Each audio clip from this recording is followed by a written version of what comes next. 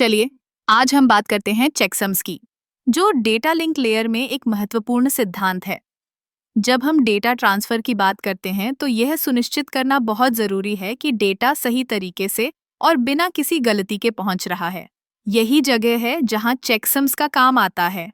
Checksum एक प्रकार का डेटा संक्षेपण है। जब हम डेटा को भेजते हैं तो हम उसके साथ एक चेकसम भी भेजते हैं। यह चेकसम उस डेटा का एक संक्षिप्त प्रतिनिधित्व होता है। जब रिसीवर डेटा प्राप्त करता है तो वह उस डेटा का चेकसम फिर से निकालता है और उसे भेजे गए चेकसम से तुलना करता है।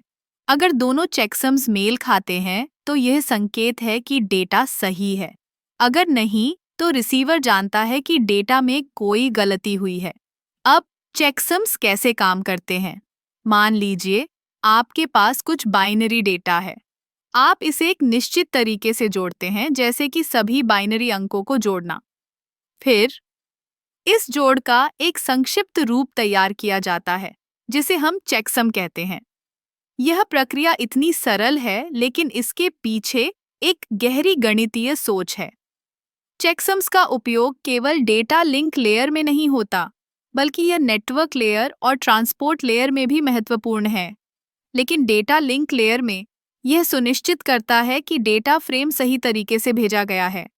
अगर कोई गलती होती है तो डेटा को फिर से भेजा जाता है। यह प्रक्रिया डेटा की विश्वसनीयता को बढ़ाती है। चेकसम्स की एक और खासियत यह है कि यह बहुत तेज होते हैं। जब हम बड़े डेटा पैकेट्स की बात करते हैं तो चेकसम्स की गणना करना अपेक्षाकृत सरल होता है। इससे नेटवर्क की गति पर कोई नकारात्मक प्रभाव नहीं पड़ता। हालांकि चेकसम्स में कुछ सीमाएं भी हैं। कभी-कभी दो अलग-अलग डेटा सेट एक ही चेकसम उत्पन्न कर सकते हैं, जिसे हम कोलिजन कहते हैं। इसलिए कुछ सिस्टम अधिक जटिल चेकसम विधियों का उपयोग करते हैं, जैसे कि CRC, साइक्लिक रिडंडेंसी चेक, जो अधिक विश्वसनीयता प्रदान करते हैं। तो चेकसम्स डेटा संचार में एक महत्वपूर्ण भूमिका निभाते हैं। वे डेटा की अखंडता सुनिश्चित करते हैं और हमें यह विश्वास दिलाते हैं कि जो डेटा हम भेज रहे हैं वह सही और सुरक्षित है। इस तरह चेकसम्स डेटा ट्रांसफर की दुनिया में एक अनिवार्य उपकरण बन गए हैं। इसलिए अगली बार जब आप डेटा भेजें या प्राप्त करें तो याद रखें कि चेकसम्स आपके डेटा की सुरक्षा में एक महत्वपूर्ण साथी हैं।